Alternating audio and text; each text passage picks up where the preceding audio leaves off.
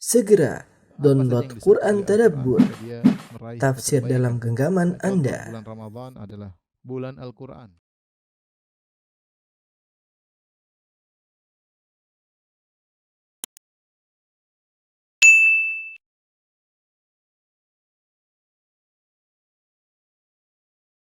Bismillahirrahmanirrahim. Assalamualaikum warahmatullahi wabarakatuh. Alhamdulillahi ala ihsanih wa syukru lahu ala taufiqihi wa amtinanih. Asyhadu an la ilaha illallah wahdahu la syarika lahu ta'ziman li sya'nih. Wa asyhadu anna Muhammadan abduhu wa rasuluhu da'ila ridwanih. Allahumma salli alaihi wa ala alihi wa ashabihi wa ikhwani. Para hadirin dan hadirat yang dirahmati oleh Allah Subhanahu wa taala. Alhamdulillah, puji dan syukur kita panjatkan kepada Allah masih memberikan kita kesempatan untuk bisa berkumpul di masjid ini dalam rangka untuk menuntut ilmu. Semoga pertemuan kita diberkahi oleh Allah Subhanahu wa taala, ya. Menjadi sebab diampuni dosa-dosa kita dan masuk surga Allah Subhanahu wa taala.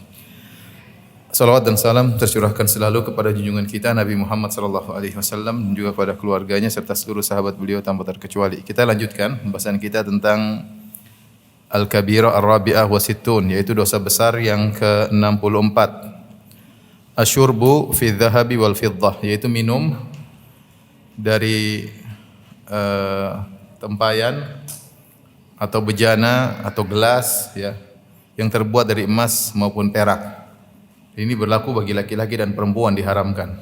Kita tahu bahwasanya laki-laki boleh berhias dengan menggunakan cincin perak, ya, karena Rasulullah SAW pernah pakai cincin perak. Asalnya Rasulullah SAW tidak pakai cincin, tetapi ketika Rasulullah SAW ingin menulis surat kepada para raja-raja, maka disampaikan kepada Nabi bahwasanya mereka orang-orang ajam, orang-orang non-Arab, mereka tidak menerima surat kecuali resmi, dan resminya harus dengan menggunakan stempel cincin.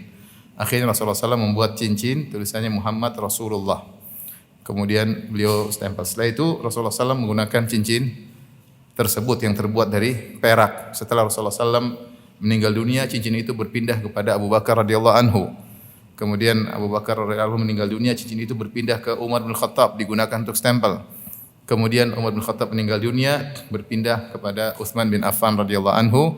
Suatu hari Utsman bin Affan radhiyallahu anhu sedang berada di atas sebuah sumur aris. Beliau goyang-goyang cincinnya, tahu-tahu cincinnya jatuh ke dalam sumur tersebut. Akhirnya dicari-cari selama 3 hari, dikuras, sumurnya enggak dapat. Tapi itulah asal muasal kenapa Nabi SAW memakai apa? Cincin, ya. Sehingga memang ada perselisihan apakah memakai cincin sunnah atau tidak, ya. Karena para sahabat meniru Nabi SAW pakai cincin. Namun zahir daripada kisah Nabi pakai cincin sallallahu alaihi wasallam karena ada keperluan. Akan tapi jika seorang memakai cincin laki-laki dari perak tidak jadi masalah. Adapun wanita, ya, boleh pakai perak, boleh pakai emas, tidak mengapa. Untuk berhias tidak jadi masalah. Tetapi dalam penggunaan emas dan perak di luar daripada cincin, dari perhiasan, ya, bagi wanita misalnya untuk hal seperti jadi piring, jadi bejana, jadi gelas, jadi sendok, ini hukumnya haram. Hukumnya haram. Ini berlaku bagi laki-laki dan perempuan. Dalilnya ini, qala an-nabiy sallallahu alaihi wasallam, Rasulullah SAW bersabda, la talbasul harira wala dibaj. Janganlah memakai kain sutra yang tipis maupun yang tebal, ya. Wala tashrabu fi aniyati dhahabi wal fiddah. Janganlah minum di bejana yang terbuat dari emas maupun perak. Wala ta'kulu fi sihafiha, dan juga jangan makan dari piring atau nampan yang terbuat dari emas dan perak. Fa innaha lahum fid dunya, karena ini bagi orang-orang kafir boleh, mereka silakan menggunakan hal ini, piring, gelas dari emas ataupun perak, sendok dari emas ataupun perak. Ya, mungkin kalau duitnya banyak mungkin toilet pakai perak, ya. Kalau duitnya banyak, ya. Walakum fil akhirah, adapun bagi kalian di akhirat nanti, ya. Ini di antara sebab pengharaman karena hal-hal ini diharamkan bagi kaum muslimin. Meskipun itu suatu keindahan, meskipun suatu kebaikan, namun hidup ini ada ujian, ada aturan. Yang bikin aturan Allah Subhanahu wa taala, ya. Dan di antara hikmah kata sebagian ulama bahwasanya kalau orang kemudian sendoknya dari emas, kemudian gelasnya dari emas, maka itu bisa menimbulkan keangkuhan, bisa menimbulkan kesombongan. Hidup terlalu taraf, terlalu berlebih-lebihan, sehingga menimbulkan kecintaan kepada dunia berlebih-lebihan. Ya. Kalau dibuka pintu ini, orang akan berlomba-lomba, ya mungkin bangga-banggaan, ya. Mungkin sendok dari emas, ya. Kalau duitnya lebih banyak, sendoknya lebih gede lagi pakai emas, ya. Sehingga akhirnya lama-lama timbul kesombongan, keangkuhan, dan semakin tenggelam dengan dunia. Maka diharamkan bagi kaum muslimin. Sebagaimana diharamkan bagi laki-laki untuk memakai kain sutra. Ya, makanya Rasulullah SAW dalam satu hadis kata Rasulullah SAW, jangan makan dari bejana emas dan perak, jangan minum dari bejana emas dan perak. Jangan minum khamar, la tashrabul khamar. Jangan minum khamar dan jangan pakai kain sutra. Kata Nabi SAW, libasu ahlil jannah wa syarabu ahlil jannah wa sahaifu ahlil jannah. Kenapa? Karena khamar adalah minuman penghuni surga. Kemudian sutra adalah baju penghuni surga. Bejana emas dan perak adalah bejana dan emas, bejana penghuni surga. Ini semua haram bagi kaum muslimin di dunia meskipun dibolehkan bagi orang-orang kafir. Maka barang siapa yang nekat untuk laki-laki memakai kain sutra atau laki-laki dan perempuan menggunakan bejana emas dan perak, maka mereka telah bertasyabuh dengan orang-orang kafir. Ini salah satu sisi pengharaman. Rasulullah mengatakan ini untuk orang-orang kafir. Maka kita jangan niru mereka. Jangan niru mereka. Ya. Kemudian dalil yang kedua yang menunjukkan bahwasanya menggunakan bejana emas dan perak adalah dosa besar. Qala Rasulullah sallallahu alaihi wasallam, Rasulullah SAW bersabda, "Innal ladzi ya'kulu aw yashrabu fi ina'i adh-dhahabi wal fiddah, innama yujarjiru fi batnihi nar jahannam." Sungguhnya siapa yang makan dan minum dari bejana emas ataupun perak, emas dan perak, sungguhnya dia telah menggejolakkan api dalam perutnya. Seakan-akan dia makan api dalam perutnya sehingga apinya bergejolak ya di dalam perutnya. Ini jelas bahwasanya dia makan menggunakan bejana, menggunakan sendok, minum pakai menggunakan gelas, cawan yang terbuat dari emas dan perak, sungguhnya dia memasukkan api dalam perutnya. Dan ini dalil bahwasanya menggunakan benda-benda ini emas dan perak untuk bejana adalah dosa besar. Adalah dosa besar karena diancam dengan hukuman khusus, adab yang khusus. Itu dia akan memasukkan api dalam perutnya, bahkan apinya bergejolak dalam perutnya.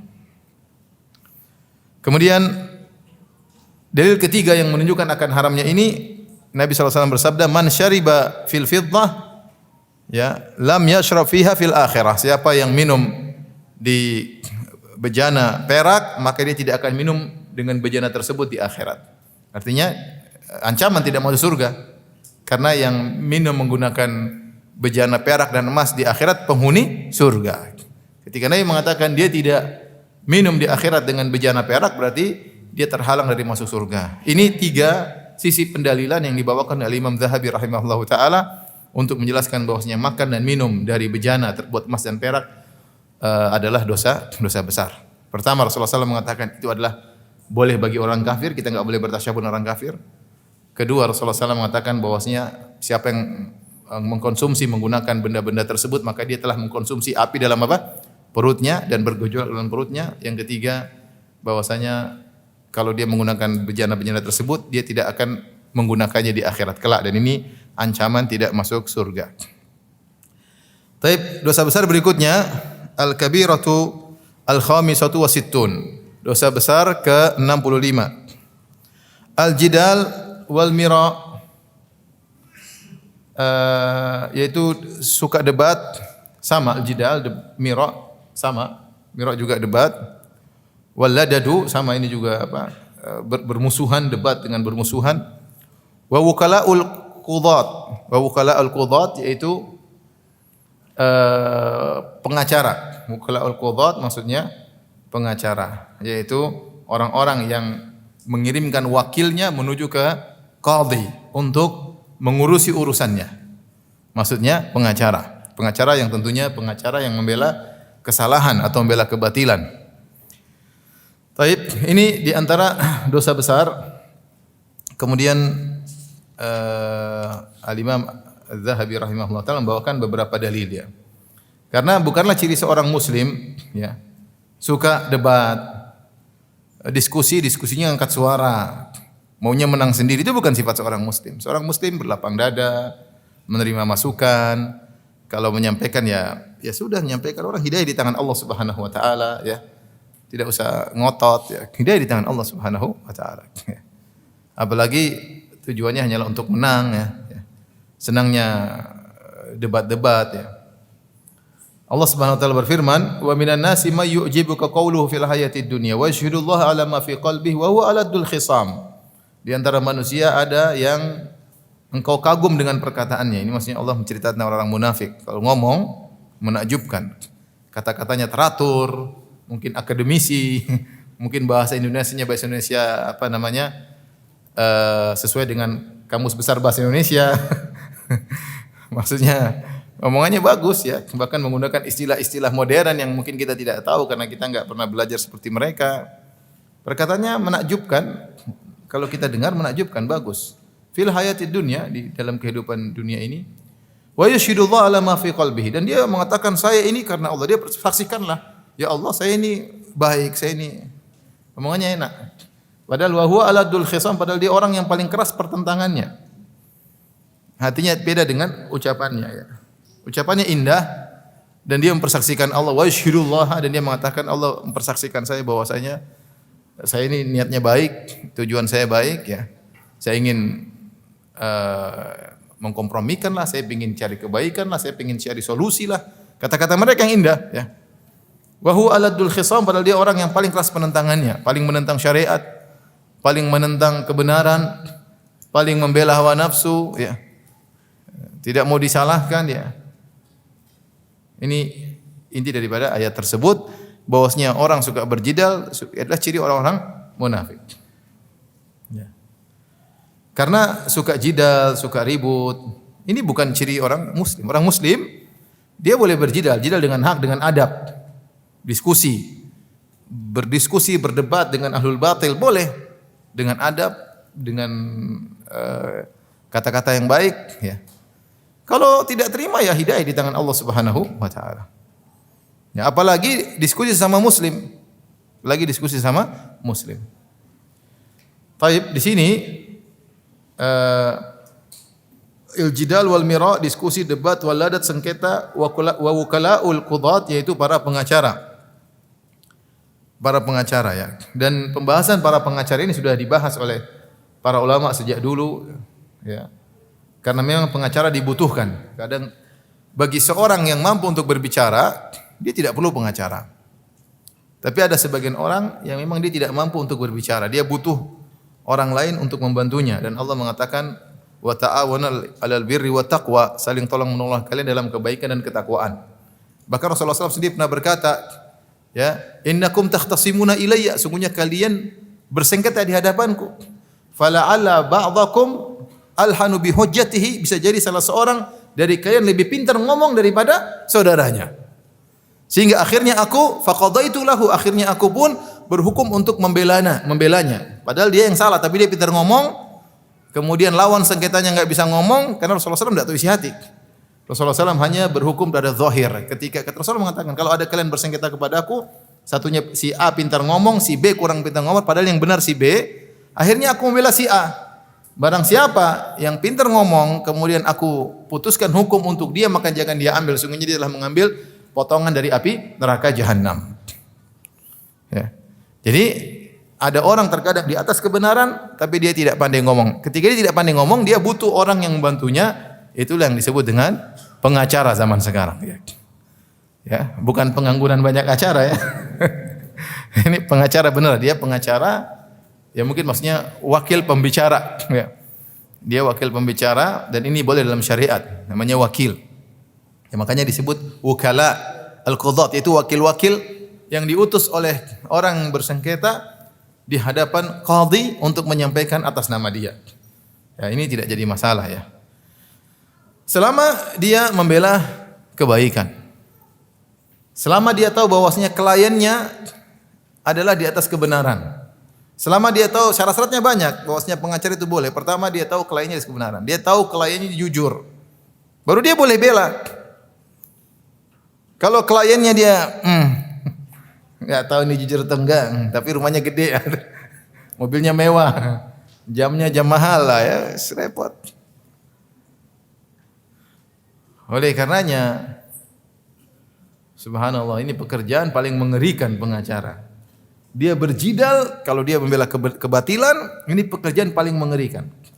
Kenapa dia berjidal, berjuang mati-matian membela kesalahan. Berjuang mati-matian, dia tahu kliennya salah. Ya. Tetapi dia tetap bela sampai kemudian menang kliennya.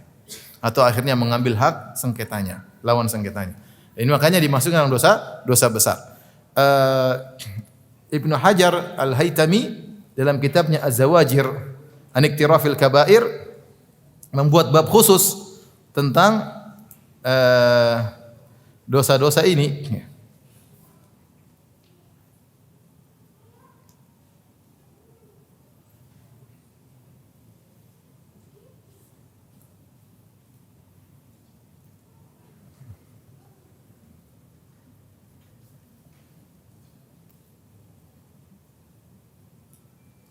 Di jilid 2 ya.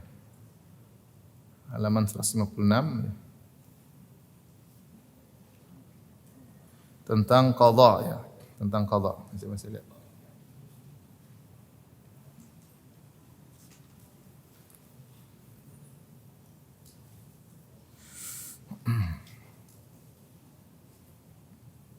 Babul Qadha halaman jilid 2 halaman 154 saya ada di internet, ada ini PDF-nya. Disebutkan macam-macam kesalahan tentang dosa-dosa terkait dengan pengacara ya. Terkait dengan masalah hukum ya.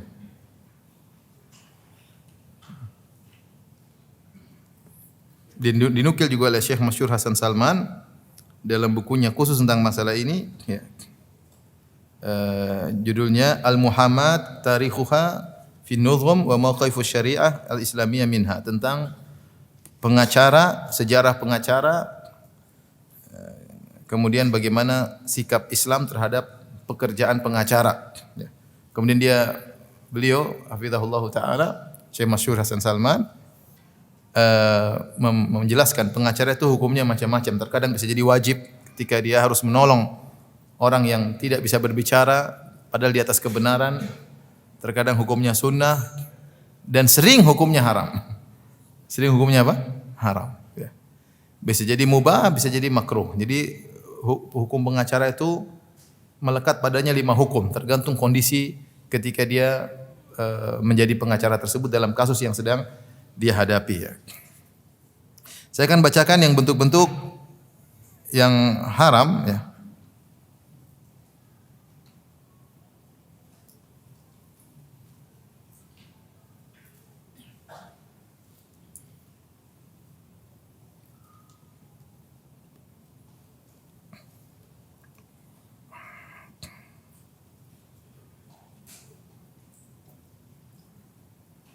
Sempat baca tadi sebentar.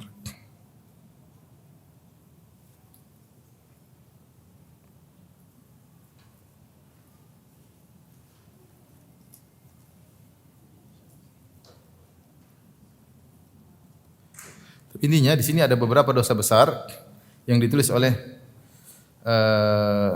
Ibnu Hajar Al-Haytami terkait dengan pengacara, yang intinya adalah seorang ketika menjadi pengacara kemudian dia membela kebatilan, maka dia terjerumus dalam dosa besar. Sebentar ya, saya carikan dulu ya. Syekh Masyhur sudah menyimpulkan bagus ya. 236.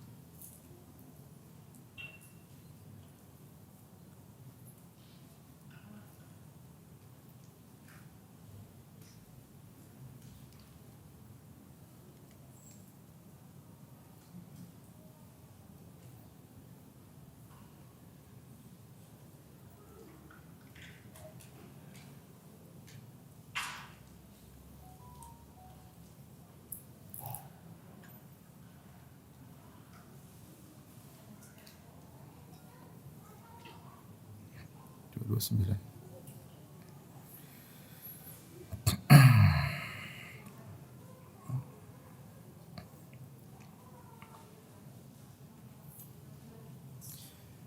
Taib, kita akan bahas kapan pengacara itu menjadi haram, ya.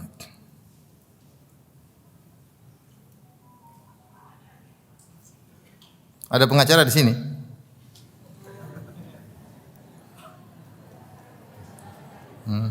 Ngaku aja enggak apa-apa. Bela kebaikan. Saya beberapa tahun yang lalu ketemu dengan pengacara. Kemudian saya datang ke rumahnya, rumahnya gede, besar. Terus dia bilang, saya sudah taubat, Ustaz. Waduh, parah, Ustaz. Ya memang sekali kasus bisa miliaran, tapi ya udahlah katanya. Terus saya punya teman lagi, beberapa pengacara juga ya. Terus, Ustaz, saya sudah berhenti sekarang. Alhamdulillah. Saya nggak tahu kenapa ya. Saya nggak tanya kenapa-kenapanya. Tapi kayaknya ketika dia berhenti dia lega ya. Seakan-akan pengacara itu banyak membela kebatilan, ya. Dan itu disebutkan oleh Syekh Masyhur Hasan Salman. Kita butuh pengacara-pengacara yang membela kebaikan. Jangan sampai dia mencari nafkah dari membela kesalahan. Dan itu termasuk dosa besar, ya.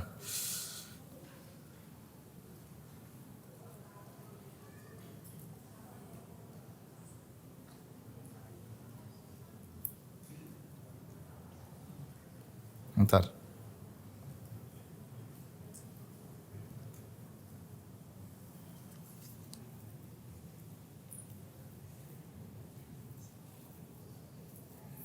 Inilah yang menunjukkan kondisi-kondisi pengacara haram.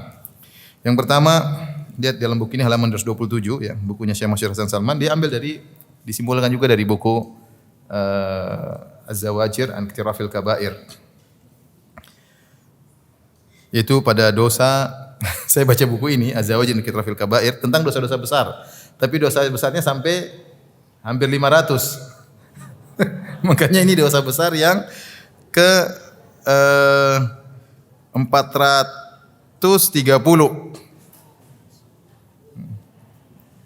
Dosa besar ke 430. Banyak kali ya. Masya Allah.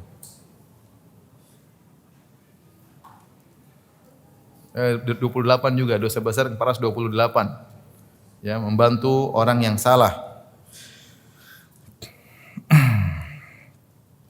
Di antaranya, jika pengacara tersebut yang pertama membela kebatilan dan dia menampakkan seakan-akan kliennya di atas kebenaran. Ya.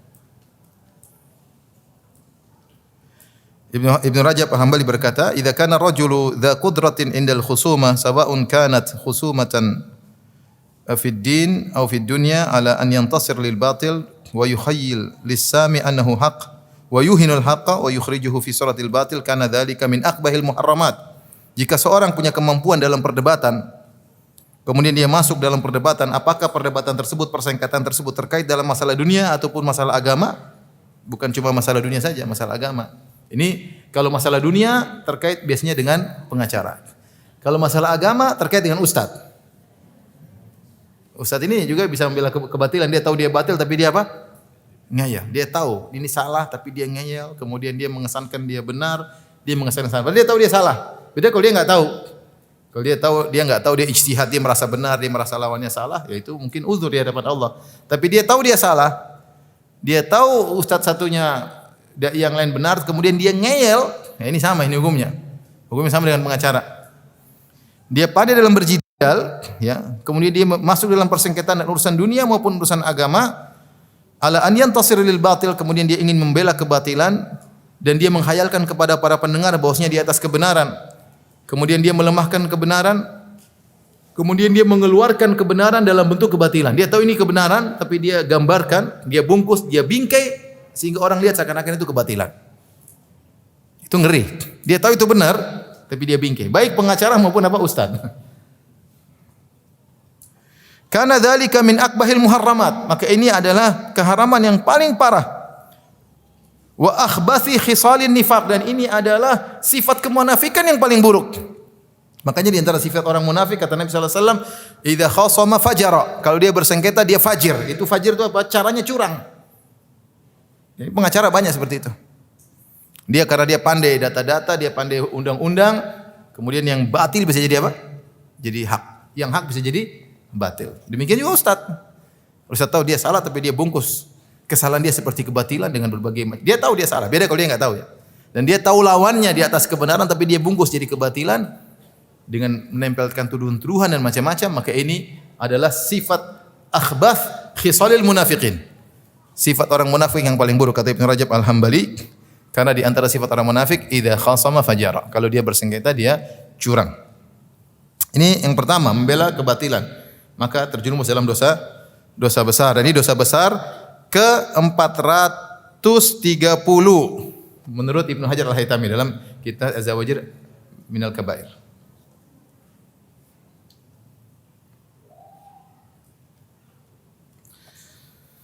Kemudian yang kedua, kondisi yang kedua, dia membela langsung kliennya ya, tanpa mengenal siapa kliennya. Pokoknya dia bela. Dia tidak cek dulu kliennya benar atau tidak. Pokoknya ada kasus mana duit, sudah sini saya bela. Enggak boleh. Hukumnya haram seperti ini. Dia harus tahu betul klien yang dia bela ini benar atau tidak, baru dia bela. Jangan pokoknya mana kasusnya, ya pokoknya menang lah. Sama saya duit, saya punya tim, pokoknya menang. Ini tidak boleh. Dia tidak boleh membela kecuali setelah dia tahu kliennya di atas kebenaran. Atau au yaglib ala dhanni, atau menurut dia persangkaan dia, dilihat ciri-ciri kliennya, ya ini benar ini. Dia enggak bohong. Ini kelihatannya. Tapi kalau dia tahu kliennya bohong, enggak boleh. Sama dengan hukum yang pertama. Ini juga termasuk dosa besar kata Ibnu Hajar Al-Haytami. Dosa besar yang ke-431. Berapa? 431. Yaitu masuk dalam persengketaan membela klien tanpa mengenal terlebih dahulu siapa kliennya. Jujur atau tidak, di atas kebenaran atau tidak, pokoknya bela. Ini dosa besar juga. Apalagi kalau ketahuan kliennya tukang bohong, jangan bela. Udah ketangkap berapa kali kliennya tukang bohong.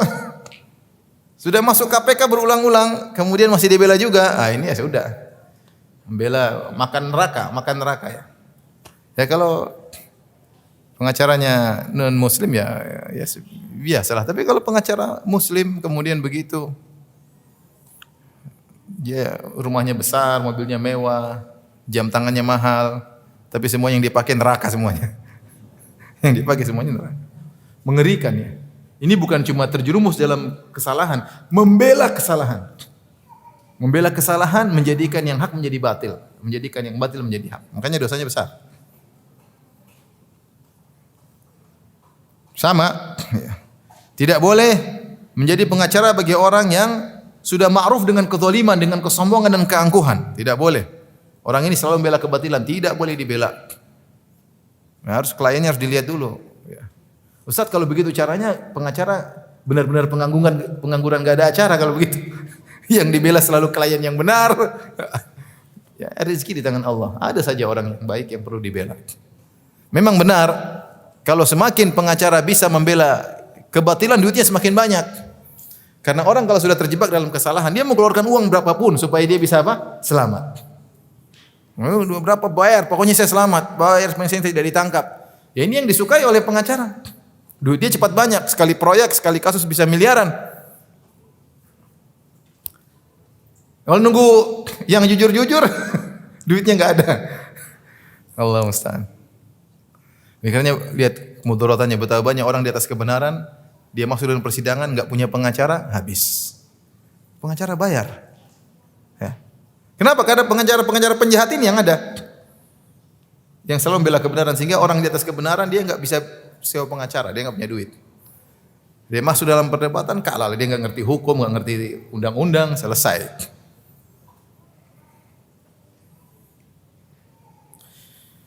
Kemudian di antara dosa besar juga yang biasanya pengacara terjerumus dalamnya fi halat istikhdamil kadhib wal abatil fi difaihi au izhari ladadil idza.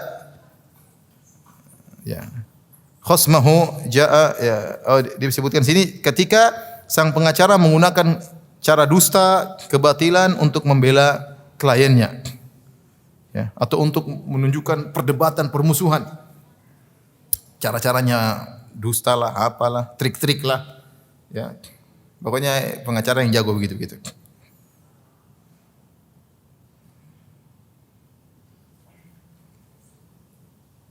Bahkan Al-Ghazali rahimahullahu taala ya menyebutkan di antara celaan terhadap pengacara ketika dia menampakkan permusuhan tidak sesuai dengan kebutuhan. Ini kalau udah menang sudah cukup. Tapi dia bukan cuma menang saja. Dia ingin menghabisi, taruhlah kliennya di kebenaran. Oke. Setelah itu dia bela. Tapi ternyata tidak cukup itu. Kliennya bilang balas itu orang. Akhirnya lawannya tadi dihabisi, benar-benar dijatuhkan lebih daripada keperluan. Kata Al-Ghazali rahimahullahu taala, wa yadkhulu fi dzam man talaba haqqan lakinnahu la yaqtasiru ala qadril hajah bal yudhiru ladat wal kadhib lil idza atau taslit ala khasmihi. Termasuk yang tercela pengacara yaitu seorang yang mencari kebenaran, menuntut kebenaran tapi dia tidak membatasi pada kebutuhannya saja. Bahkan dia ingin mengganggu, menyakiti musuhnya tersebut, ingin balas dendam dan ini tidak boleh.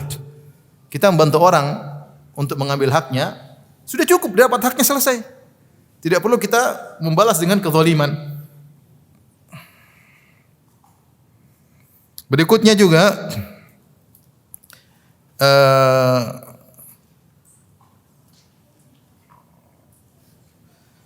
sama yang sebelumnya yaitu fi halati difa'ihi bi niyyati iqa'i dharar al khasmi muwakkilihi. Dia ketika dia membela kliennya dalam rangka untuk memberi kemudaratan kepada musuhnya. Sehingga ketika itu ya dia tidak menjadi pengacara sebagaimana yang seharusnya ya. Ini di antara bentuk-bentuk dosa besar yang dilakukan oleh banyak pengacara. Ya. Banyak sekali. Makanya Syekh Masyhur Hasan Salman ketika menyebutkan ya tentang pengacara, beliau berkata, "Wa humul muhamunul yaum wal muradu huna man yukhasimu minhum bil batil aw anil mubtilin wa yatarattab ala khusumatihi aklu amwalin nasi bi ghairi haqq." Yaitu para pengacara yang membela kebatilan atau membela orang-orang yang di atas kebatilan, dan dampak dari pembelaan mereka terhadap kebatilan tersebut akhirnya memakan harta orang lain atau hak orang lain tanpa hak. Ya. Wa hadha sinfu yadkhulu fi umumi qoulihi ta'ala, ini masuk dalam keumuman firman Allah, wala takunil kha'inina khasima, janganlah kamu membela orang-orang yang berkhianat. Wa likathrati haula'i, dan begitu banyaknya orang model seperti ini kata beliau. Fihim dhammahum nasu qadiman, karena begitu banyak model pengacara yang seperti ini membela kebatilan, maka sejak dahulu mereka sudah dicela. Jadi pengacara itu bukan ada zaman sekarang. Sejak zaman dulu sudah ada, makanya dibahas oleh para fuqaha. Ya, dari abad terdahulu. Karena memang pengacara itu dibutuhkan tadi, makanya pengacara itu bisa jadi wajib ketika dia harus membantu. Ya, meskipun tidak dibayar, dia harus bantu kalau dia punya kemampuan. Wajib hukumnya. Bisa jadi hukumnya mandub, dianjurkan, bisa jadi hukumnya makruh, bisa jadi hukumnya apa? Mubah, bisa jadi hukumnya haram tadi yang kita sebutkan. Hati-hati jadi pengacara. Taib, kemudian ayat berikutnya ya yang disampaikan oleh Az-Zahabi, ma darabu laka illa jadalan bal hum qaumun khasimun. Di antara ayat yang mencela sikap suka berjidal yaitu Allah bercerita tentang orang Quraisy. Orang Quraisy berkata, "A'alihatuna khairun amhu?" Apakah Tuhan-Tuhan kami lebih baik ataukah Nabi Isa? Mereka debat Nabi sallallahu alaihi wasallam, ya. Kami juga ada menyembah malaikat, kami juga ada menyembah orang-orang saleh, ya. Kemudian kata Allah Subhanahu wa taala, "Ma darabu laka illa jadala." Mereka tidaklah memberi perumpamaan kepada engkau wahai Rasulullah kecuali hanya sekedar ingin berjidal, bukan ingin mencari kebenaran. Bal hum qaumun khasimun, tapi mereka adalah suatu kaum yang suka bersengketa, suka berjidal, suka berdebat. Allah menjelaskan kepada Nabi SAW orang Quraisy yang sifatnya begitu, jangan ladeni mereka. Intinya Allah mengatakan jangan ladeni mereka. Ada orang yang seperti itu modelnya, suka debat. Kalau debat maunya menang, ya, bikin perumpamaan. Intinya hanya ingin menang aja. Kemudian Allah berfirman lagi, "Innal ladzina yujadiluna fi ayatillahi bighairi sultanin atahum." Sungguhnya orang-orang yang berdebat tentang ayat-ayat Allah tanpa dalil yang mereka miliki, in fi sudurihim illa kibrun ma hum bibalighih. Dalam dada mereka ada kesombongan yang mereka tidak bisa mencapai kesombongan tersebut. Mereka ingin tinggi tapi tidak mampu. Ayat ini menyindir bahwasanya kebanyakan orang suka debat itu karena ada kesombongan. Jadi ini bahaya. Kalau debat kemudian kalau dia kalah ya dia bilang saya kalah, dia ngaku. Tapi kalau dia selalu ingin menang, angkat suara, tidak mau kalah, tidak lain dia melakukan demikian kecuali karena ada kesombongan dalam dirinya. Oleh karenanya saya sangat tidak menganjurkan para penuntut ilmu masuk dalam perdebatan, kecuali orang yang sudah benar-benar matang, sudah punya ilmu, tahu menjaga diri. Karena kalau sudah masuk dalam perdebatan, berdebat juga butuh keikhlasan. Karena kalau sudah masuk dalam ajang perdebatan, apalagi misalnya sesama muslim, ya, atau sesama ahlu sunnah misalnya, bahkan ketika kita mendebat misalnya ahlu bidah, ya, maka hati-hati dia berdebat karena Allah Subhanahu wa taala, bukan untuk membela dirinya. Ya. Kalau ada kebenaran dari pihak lawan dia harus akui. Tapi orang kalau sudah masuk dalam perdebatan kebanyakannya yang penting menang. Yang penting apa? Menang. Kalau kita ngomong dia nggak bisa jawab, dia putar kanan, putar kiri, lari dari perdebatan. Itu sering terjadi. Makanya ketika itu dia bukan lagi membela agama Allah tapi membela diri sendiri. Dan banyak hal yang bisa dia menimpa dirinya. Tadi kesombongan, kalau dia menang bisa sombong, bisa jadi dia riya. Kemudian bisa jadi dia tadi membela dirinya bukan membela agama Allah Subhanahu wa taala. Maka hati-hati karena ada sebagian orang hobi seperti ini. Baru belajar agama, baru mungkin lulus dari mana, kemudian hobinya apa? Debat. Apalagi baru ngaji kemudian suka debat. Dan orang seperti ini mungkin dia terkenal. Benar, ini saya cerita kenyataan. Maksudnya saya nggak usah bicara ada dai, bahkan ada syekh yang mereka sibuk dengan perdebatan tapi berlebihan. Benar, ketika itu dia banyak disukai oleh banyak orang karena orang suka lihat perdebatan, jago. Oh, ngabisin tapi lama-lama hilang. Orang-orang seperti perkataan Syekh Abdul Razak, Syekh Sa'ad Al-Khathlan, siapa yang hobi dengan perdebatan, dia akan terjauhkan dari amal soleh. Waktunya habis untuk apa? Berdebat. Kalau musuhnya belum kalah, dia terus debat terus. Sampai kita dulu pernah menyaksikan perdebatan di antara Syekh dengan Syekh sampai berjilid-jilid. Mungkin buku tebal begini, sekarang di mana? Dibuang, nggak ada yang baca. Berapa tahun mereka nulis buku seperti itu? Kalau debat karena Allah, insya Allah ada manfaatnya. Karena kalau kita baca ini sudah, jangan saya tidak bicara ranah ustadz, bahkan saya bilang sebagian syekh ketika sudah debat sudah kelihatan hawa nafsu, kelihatan kita lihat, nah, ini udah nggak benar. Kemudian ngajak murid-muridnya, ini udah nggak benar. Sampai tebal-tebal, nggak ada faedahnya. Hilang dari nuansa ilmiah. Oleh karenanya jadi orang jangan suka apa? Berdebat. Ya. Kalau ada yang ilmiah tulis ilmiah, sampaikan. Enggak mesti orang terima, enggak mesti kok. Antum punya ilmu, antum sampaikan secara ilmiah, sampaikan. Mau terima alhamdulillah enggak, hidayah bukan di tangan antum. Tugas antum adalah menyampaikan apa? Kebenaran yang sampai kepada antum.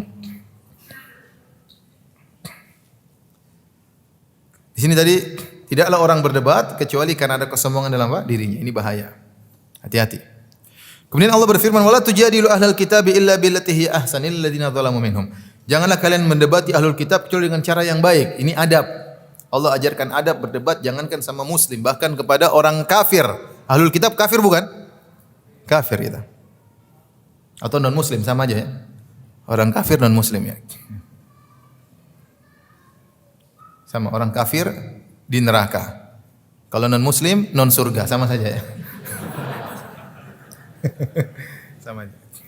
Memang kalau agak halus ini non muslim, tempatnya non surga.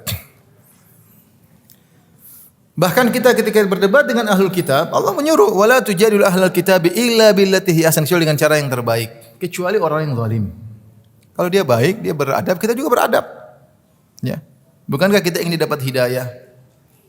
Rasulullah SAW ingin ahlul kitab dapat hidayah sampai Rasulullah SAW kirim surat kepada raja-raja ahlul kitab, Al-Muqawqis.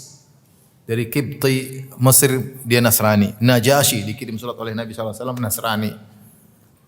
Kemudian Heraklius Nasrani Romawi dikirim oleh Nabi SAW.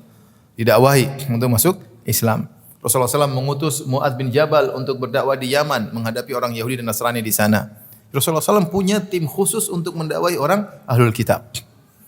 Ya, Rasulullah SAW sering berhadapan dengan Ahlul Kitab di Madinah. Ada suku Bani Qainuqa, suku Bani Quraidah, suku Bani Nadhir. Rasulullah SAW dakwahi mereka. Jadi maksud saya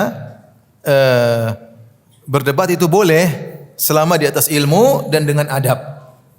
Jangankan sama muslim, bahkan dengan non muslim pun harus dengan apa? Adab. Ya. Kemudian kata Nabi SAW, abghadur rijali ilallah al-aladul khasim. Orang yang paling dibenci oleh Allah Subhanahu wa taala yang suka kerjaannya debat melulu. Kerjanya debat melulu. Sana-sana debat, sana debat. Jadi dia kemasukan setan, dia merasa bangga. Semua orang debat, menang terus, bangga ya. Kalau debat dengan adab, dengan ilmu boleh, enggak ada masalah. Kita butuh membantah kebatilan-kebatilan yang tersebar itu bagus ya. Tapi hati-hati jaga diri, jangan sampai orang hobinya debat ingin menang sendiri, itu paling dibenci oleh Allah Subhanahu wa taala. Apalagi tadi dia menampakkan kebatilan dalam bentuk casing kebenaran. Ya. Oleh karenanya agama ini, ikhwan dan akhwat yang dirahmati Allah Subhanahu wa taala, bukan diperoleh dengan perdebatan, berarti kalau yang menang debat berarti di atas kebenaran. Tidak demikian ya. Oleh karenanya diriwayatkan dari Imam Malik, ada seorang datang kepada Imam Malik, kemudian dia ingin debat sama Imam Malik. Dia mengatakan, "Uridu an atanadhar ma'ak." Wahai Imam Malik, saya ingin debat sama engkau. Imam Malik, tunggu dulu, kata Imam Malik rahimahullah taala. Taib, fa in ghalabtani, kalau kau debat dengan saya terus kau menang gimana? Kata orang tersebut, tattabi'uni, kau ikut aku. Kata Imam Malik, fa in ghalabtuka, kalau saya menang gimana? Kata dia, attabi'uka, saya ikut kamu. Kata Imam Malik, fa in ja'a syakhsun thalithun wa ghalabana, kalau datang orang ketiga kemudian kita kalah semua, ya udah kita ikut dia. Kata Imam Malik, hadza laisa din liman ghalab. Agama itu bukan orang yang menang apa? Debat. Ya. Agama itu dengan dalil. Karena ketika perdebatan sering dalil tidak hadir, orang mungkin tidak pandai mengungkapkan, kan seperti itu. Tapi setelah dia pulang dia bisa lihat, ya, sampaikan dalil, orang biar bisa menilai. Ya. Kecuali orang benar-benar hebat dalam perdebatan untuk mengalahkan kebatilan, silahkan. Tapi maksud saya bukan berarti menang debat yang benar berarti kebenaran bersama dia, tidak harus demikian. Ya. Makanya kata Imam Malik, ketika orang suka berdebat tidak dibangun di Al-Quran dan Sunnah, kata Nabi Imam Malik rahimahullah taala, ya laita syi'ri bi ayyi aklin yuzanul kitabu wa sunnah. Dengan akal siapa mau ditimbang Al-Quran dan Sunnah? Awa kullama ja'ana rajulun ajadalu min rajulin taraknal kitaba wa sunnah li jadalihi. Apakah setiap datang orang yang lebih hebat dalam berdebat kemudian kita tinggalkan Al-Quran dan Sunnah gara-gara dia menang debat? Tentunya tidak ya. Tentunya tidak. Kita alhamdulillah punya usul dalam berdalil Al-Quran dan Sunnah kita terima. Mau pandai debat, mau logis, mau apa, tapi kalau enggak ada Al-Quran dan Sunnah kita tidak terima. Lihat betapa banyak dulu orang akhirnya tunduk kepada otaknya Aristoteles, Plato, gara-gara melihat sangat logis. Meskipun bertentangan dengan Al-Quran dan Sunnah. Kemudian datang ulama-ulama menjelaskan itu justru tidak logis. Tapi banyak orang akalnya rendah. Sehingga ketika melihat orang-orang filsafat Yunani berbicara tentang ketuhanan, mereka tunduk. Mereka tunduk. Saya kasih contoh sederhana. Satu syubhat ya. Contoh. Aristoteles dan Plato dalam buku-bukunya menyebutkan bahwasanya Tuhan itu tidak boleh memikirkan selain Dia. Karena Dialah yang paling sempurna dan otak dia atau bukan otak dia, maksudnya akal dia atau pikirannya tidak boleh memikirkan selain Dia. Karena dia tidak boleh memikirkan yang tidak sempurna. Coba, orang logika kena juga ya. Tuhan sempurna, tidak boleh memikirkan yang tidak apa? Sempurna. Kalau gitu Tuhan tidak boleh memikirkan selain Tuhan. Tuhan tidak boleh memikirkan kita. Sederhana logika sederhana karena Tuhan Maha sempurna. Orang kalau enggak punya dalil, enggak pernah baca Al-Qur'an dan Sunnah, terkena, oh iya benar juga ya. Dan benar ngikut akhirnya Ibnu Sina ngikut. Ibnu Sina mengatakan bahwasanya Allah Subhanahu wa taala tidak mengetahui tentang makhluknya secara detail, hanya tahu secara ilmu kulli, ilmu global. Ilmu global itu begini, namanya anak itu berasal dari bapak. ilmu global. Tapi siapa bapaknya, siapa anaknya nggak tahu secara detail. Gara-gara ini dia dikafirkan oleh Ghazali. Kenapa? Dia terkena pola pikirnya Aristoteles. Ini saya contohkan maksud saya. Udahlah, kita ini agama Al-Quran dan Sunnah. Bukan berarti orang jago debat kemudian kita ngikut dia. Lihatlah betapa banyak orang yang gugur di bawah otaknya Aristoteles. Ini baru satu contoh, belum contoh yang lainnya. Saya punya tulisan khusus tentang pengaruh teologi Yunani terhadap teologi falasifah di kalangan kaum muslimin. Ini contoh satu. Ini saya bahas di tesis saya. Bagaimana Ibnu Sina mengatakan Allah tidak mengetahui makhluknya secara detail. Tapi dia punya ilmu bukan ilmu tafsili, tapi ilmu kulli. Tahu secara global saja hukum-hukum yang berlaku. Namanya laki-laki kalau nikah dengan perempuan punya anak. Hukum yang global. Ya. Bahwasanya kalau orang makan kenyang. Tapi kalau yang makan siapa, apa yang dimakan Allah nggak tahu. Kenapa Allah nggak tahu? Kalau Allah mikir barang-barang itu, kita ini semua apa? Ada yang nakal, ada yang ini. Masa Allah mikirin kita? Logis atau tidak? Logis. Tapi kesimpulannya Allah bodoh. Saya cuap-cuap gini, Allah tahu nggak? Menurut Ibnu Sina nggak tahu. Karena siapa? Karena Firanda manusia punya penuh dosa, mungkin masuk ke toilet, mungkin kemana, mungkin lagi macam-macam. Ya, lagi badannya misalnya lagi terbuka auratnya macam-macam. Allah tidak pantas untuk mikirin saya misalnya. Tapi ini bahaya. Sampai dia dikafirkan, bagaimana hewan lebih tahu tentang dirinya daripada Allah. Tanya sama Ibnu Sina, terus sapi yang buang air Allah tahu atau tidak? Menurut Ibnu Sina Allah tidak tahu lah. Allah tidak tahu gimana? Ala ya'lamu man khalaq. Allah jelas mengatakan, bukankah Allah tahu tentang siapa yang Dia ciptakan? Wa ma tasqutu mi waraqatin illa ya'lamuha. Tidak ada daun yang gugur kecuali Allah tahu. Tapi ini kejebak dengan pemikiran Ibnu Sina yang menurut mereka sangat apa? Logis. Ini contoh maksud saya. Hati-hati bagaimana Ibnu Sina terjebak dengan pemikiran Aristoteles dan juga Farabi terjebak dengan pemikiran Aristoteles. Mau logika yang lain lagi? Udahlah, enggak usah lah. Ini hati-hati. Jadi kita agama Al-Qur'an dan Sunnah bukan pakai logika. Logikamu benar, logika masuk akal terserah kamu. Tapi kita enggak, ayatnya jelas. Allah tahu apa yang kita lakukan. Allah tahu apa yang kau ucapkan. Bahkan yang dalam hati Allah tahu. Ini kau bilang Allah tidak tahu? Ngawur kita bilang. Mau pakai logika apapun kita bilang kamu ngawur. Kelazimannya Allah bahlul, iya enggak? Kelazimannya Allah tidak tahu apa-apa. Makanya dia dikafirkan oleh Ghazali. Gara-gara ini, salah satunya. Baik, kita lanjutkan.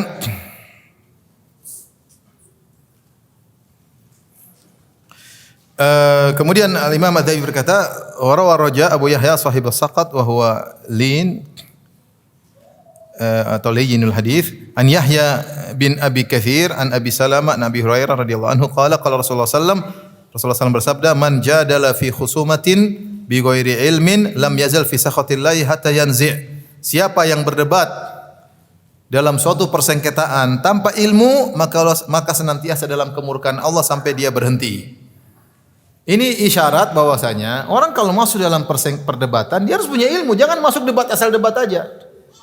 Seperti pengacara tadi, dia harus tahu kliennya benar atau tidak. Apa masalah yang dihadapi. Ya. Baru dia bela, kalau dia asal masuk yang penting bela dapat duit, ya udah. Senantiasa dalam kemurkaan Allah sampai dia berhenti dari perbuatannya tersebut. Jadi jangan orang lagi debat ikut nimbrung, lihat dulu. Kalau mau masuk ikut perdebatan ya lihat dulu, jangan asal nimbrung. Enggak boleh. Gimana? Makanya kadang-kadang ini lucu, bukan dua orang berdebat sama-sama baru ngaji debat masalah agama. Yang dua-duanya enggak punya ilmu terus debat. Ente punya ilmu enggak? Katanya semua dalilnya katanya. Itu gimana? Ente ngapain debat bikin sakit hati, marah sama-sama enggak punya ilmu? Kecuali kalau antum punya ilmu, antum boleh pertahankan kebenaran antum tahu. Ini sama-sama enggak tahu, sama-sama katanya. Terus sama-sama katanya kemudian debat gimana?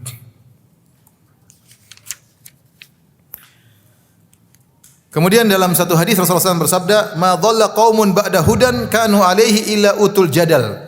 Tidaklah suatu kaum tersesat sebelumnya mereka di atas suatu petunjuk, kemudian mereka tersesat kecuali mereka diberi sikap suka debat. Jauhi orang yang seperti itu. Sedikit debat. Enggak enak punya teman seperti itu. Masalah dunia debat, masalah ini sedikit debat. Ya akhi diskusi. latih diri untuk mengalah, latih diri untuk menerima keputusan. Sudah diskusi lama, kalau ada keputusan rapat ya jalani, jangan debat melulu terus. Ya sudahlah. Rasulullah SAW saja mengalah dalam sebagian diskusinya. Contoh ketika perang Uhud, Rasulullah SAW bermusyawarah dengan para sahabat. Para senior sahabat mengatakan kita nggak usah keluar ke Uhud, kita bertahan dalam kota Madinah. Kenapa? Karena lebih enak dalam berperang. Musuh tidak tahu selak-beluk kota Madinah. Kemudian wanita-wanita bisa taruh di utum-utum, di tembok-tembok, di benteng-benteng, anak-anak bisa ikut melempar dari atas dan mereka kalau musuh tinggal kita panah. Itu idenya Nabi dan senior-senior para sahabat. Tapi anak-anak muda semangat. Terutama yang tidak ikut perang Badar. Kata mereka, Rasulullah, kita dulu zaman jahiliyah, kita bukan jago kandang apalagi sekarang. Kita keluar dong sambut mereka. Rasulullah ngalah. Ini sudah, ini keputusan. Anak-anak muda semangat, Rasulullah ngalah. Kemudian Rasulullah SAW keluar bersama para sahabat dan akhirnya kalah. 70 orang meninggal. Tetapi ketika 70 orang meninggal tersebut, Rasulullah SAW tidak pernah mengungkit lagi. Kalian sih, kan saya sudah bilang, jangan keluar-keluar. Nggak ada. Nggak ada, karena Rasulullah menghargai keputusan dan dijalankan. Nggak usah debat-debat lagi. Saya akan bilang apa? Makanya dengar.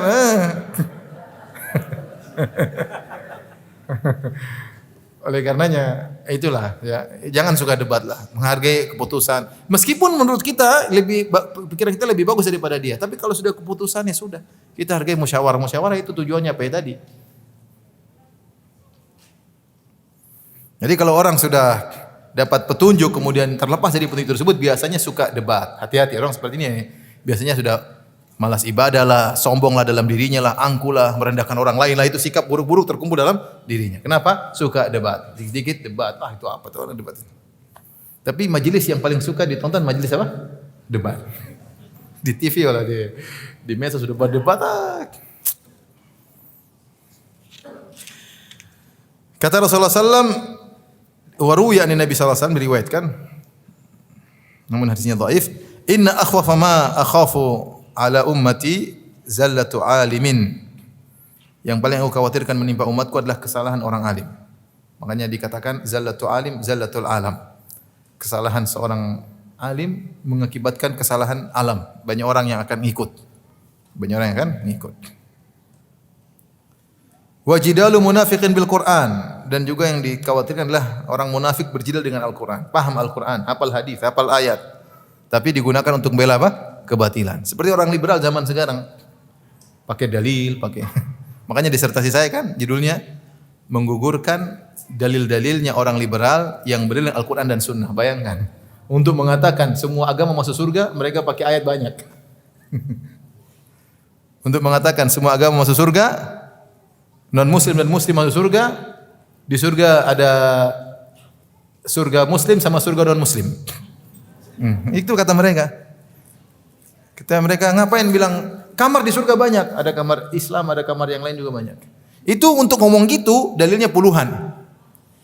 Makanya saya tulis disertasi itu gara-gara itu. Maksud saya, inilah maksudnya bukan cuma orang kebenaran aja yang berdalil dengan Al-Quran Sunnah. Bahwasanya ahlul nifaq, orang-orang kebatilan juga, ahlul batil mereka berdalil dengan Al-Quran dan Sunnah. Ini dikhawatirkan oleh Nabi SAW. Wa dunyan tuqatti'u a'naqakum, dan dunia yang membelah-belah leher kalian. Taib yang kemudian hadis berikutnya waqala Nabi sallallahu alaihi wasallam al-mira'u fil Qur'ani kufrun. Kata Nabi sallallahu alaihi wasallam perdebatan dalam Al-Qur'an adalah kekufuran. Perdebatan tentang Al-Qur'an ya adalah kekufuran. Tapi ini kayaknya hadisnya juga dhaif ya.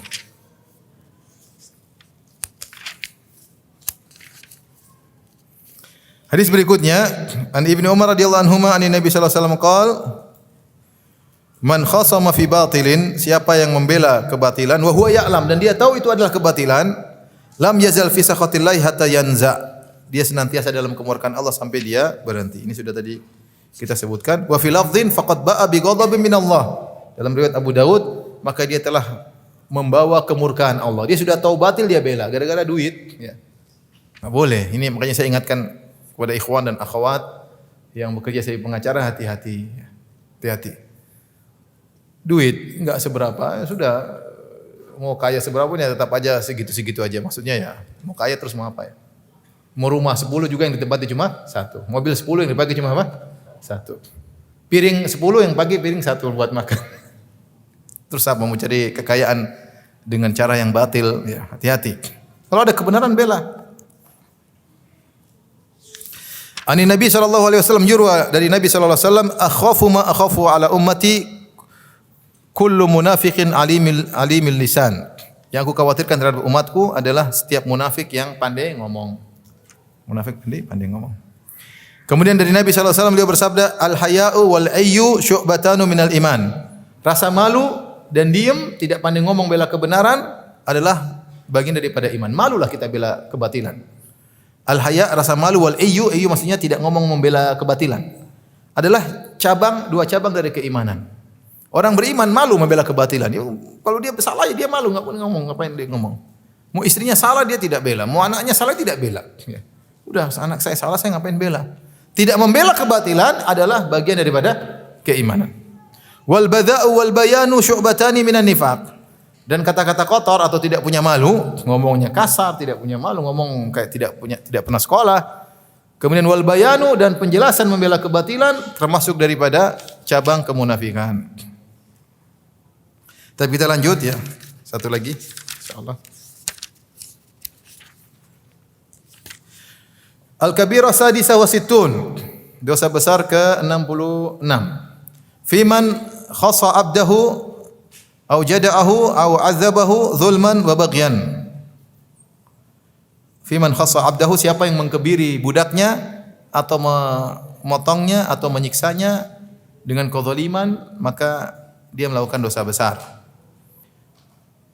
Jadi budak dulu, sekarang sudah enggak ada. Dulu ada budak. Dan itu sudah ada sejak sebelum Islam ada. Islam datang mendapati perbudakan. Di Eropa, di Afrika, di Persia, banyak perbudakan. Termasuk di Jazirah Arab ada juga perbudakan. Maka Islam melihat peraturan perbudakan yang terjadi, maka Islam membuat aturan-aturan. Aturan-aturan ya, di antaranya budak tidak boleh dizalimi meskipun diperjualbelikan. Kemudian budak. Jadi ini bukan, jangan sampai orang bilang Islam mendukung perbudakan, enggak ya. Jangan salah paham ya. Islam datang perbudakan sudah ada. Bahkan kalau kita lihat di Romawi dulu, bagaimana budak disuruh lawan dengan hewan berkelahi kemudian ditonton oleh banyak orang, atau budak disuruh tarung ditonton oleh banyak orang. Jadi hiburan bagi mereka.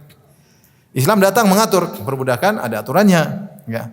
Aturannya bahkan detail, ya. Di antaranya Islam menyuruh untuk berbuat baik kepada budak. Bahkan banyak kafarat adalah dengan memerdekakan apa? Budak. Memerdekakan budak pahalanya banyak. Kemudian banyak kafarat juga dengan memerdekakan budak. Bahkan wasiat Nabi sebelum meninggal dunia ini akan disampaikan oleh Imam Zahabi. Rasulullah SAW berkata, as-salat wa ma malakat aimanukum. Perhatikan salat dan perhatikan budak-budak kalian. Ya. Dalam hadis Rasulullah mengatakan budak-budak kalian saudara-saudara kalian yang Allah mudahkan untuk kalian, maka berbuat baiklah kepada mereka. Jangan dizalimi, ya. Ketika ada sahabat yang mukul budak, maka Rasulullah SAW tegur. Ya, Rasulullah SAW tegur. Ya.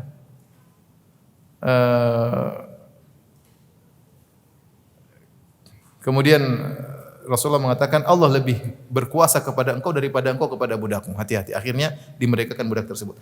Intinya wasiat terakhir Nabi sebelum Nabi meninggal, as-salat wa ma malakat aimanukum. Salat, perhatikan salat dan perhatikan budak-budak kalian, jangan dizalimi. Di antara dosa besar adalah menzalimi budak. Di antara bentuk berbuat zalim terhadap budak adalah dengan mengkebirinya. Ini terjadi zaman dahulu, sering terjadi. Qala Allah Ta'ala mukhbiran an iblis. Allah berfirman tentang perkataan iblis. Kata iblis, wala udhillannahum. Sungguh aku akan menyesatkan mereka. Wala umanniyannahum. Dan sungguh aku akan buat mereka dalam angan-angan. Itu sudah tersesat tapi merasa baik, merasa di atas kebenaran, merasa dapat petunjuk. Aku buat angan-angan padahal salah. Wala amurannahum, dan aku akan perintahkan mereka fala yubattikunna adhanal an'am. Akhirnya mereka akan memotong hidung-hidung telinga-telinga hewan ternak. Wala amurannahum fala yughayyiruna khalqallah, dan aku akan perintahkan mereka sehingga mereka merubah ciptaan Allah Subhanahu wa taala.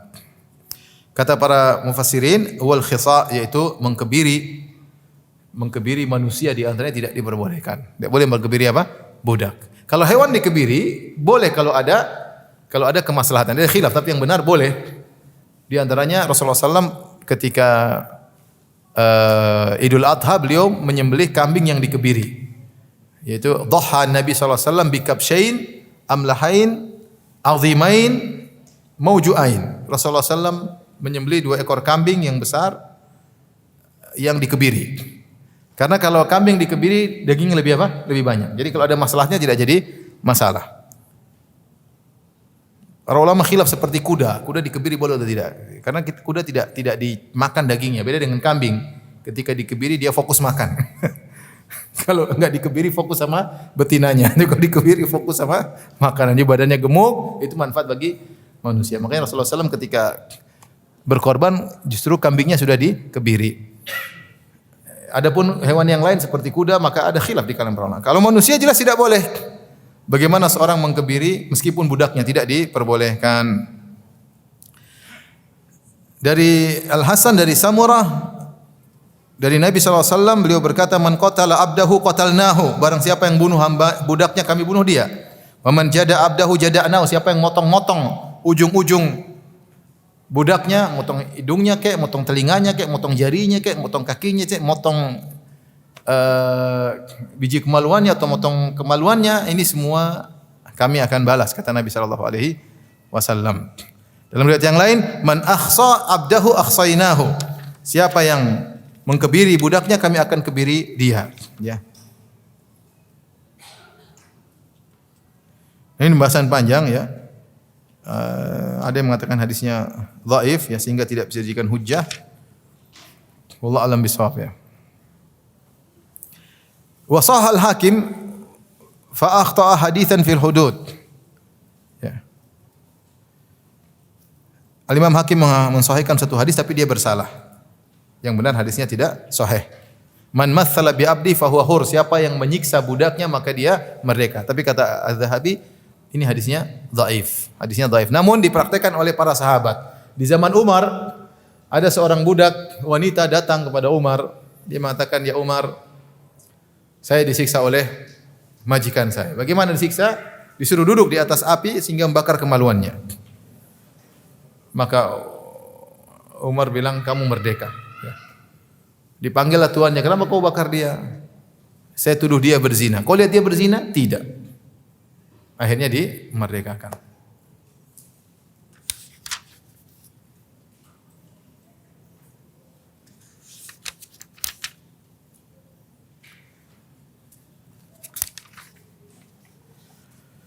Kemudian dalam hadis yang lain kata Nabi sallallahu alaihi wasallam dalam sahihain, "Man qadhafa mamlukahu bizina uqima alaihil had yaumal qiyamah." Siapa yang menuduh budaknya berzina padahal tidak, maka dia akan ditegakkan hukum had pada hari kiamat kelak. Jadi tidak boleh meskipun budak milik dia tidak boleh nuduh budaknya berzina kalau ternyata tidak benar. Kalau dia tuduh tidak benar, dia nanti majikannya nanti akan ditegakkan hukum had baginya pada hari kiamat kelak. Wa akhiru ma hufidha an Nabi sallallahu alaihi wasallam, dan yang terakhir diucapkan oleh Nabi sallallahu alaihi wasallam, as-salat wa ma malakat aymanukum. Perhatikan salat, perhatikan budak-budak kalian. Ittaqullaha fima malakat aymanukum. Bertakwalah kalian kepada Allah dalam urusan budak-budak kalian. Ini menunjukkan perhatian Islam kepada budak-budak. Dan demikian juga kalau zaman sekarang tidak ada budak, perhatian terhadap pembantu. Hati-hati, kita punya pembantu jangan dizalimi. Ya, dihargai dengan kata-kata yang baik, kita dapat pahala. Jadi cari pahala dengan bersikap terhadap pembantu, terhadap supir. Ustadznya nggak ngerti-ngerti ya, kalau ngerti pintar nggak jadi pembantu ya. Dia jadi bos, ente yang jadi pembantu dia kalau gitu. Ya, dia mungkin tidak sekolah, tinggal di kampung, ya wajar lah mungkin salah, mungkin ngerti dikasih tahu nggak ngerti-ngerti. Ya wajar ya, harus kita ngerti ya. Kalau dia sekolah akademisi dia dia jadi ustadz bukan jadi. Wa fi Musnad Ahmad min hadits Ibnu Umar radhiyallahu anhu nahan Nabi sallallahu alaihi wasallam an khisa'il khail wal bahaim. Dalam Musnad Imam Ahmad Rasulullah SAW melarang untuk mengkebiri kuda dan hewan-hewan ternak, tapi hadisnya dhaif. Tadi masalah mengkebiri hewan ada kalau ada manfaatnya diperbolehkan menurut pendapat yang benar. Demikian saja kajian kita, insyaallah kita lanjutkan pada kesempatan yang lain ya. Insyaallah tanggal 24 ya. Insyaallah tanggal 24 Juni kita lanjutkan, sedikit lagi insyaallah bukunya habis. Wabillahi taufiq wal hidayah. Assalamualaikum warahmatullahi wabarakatuh.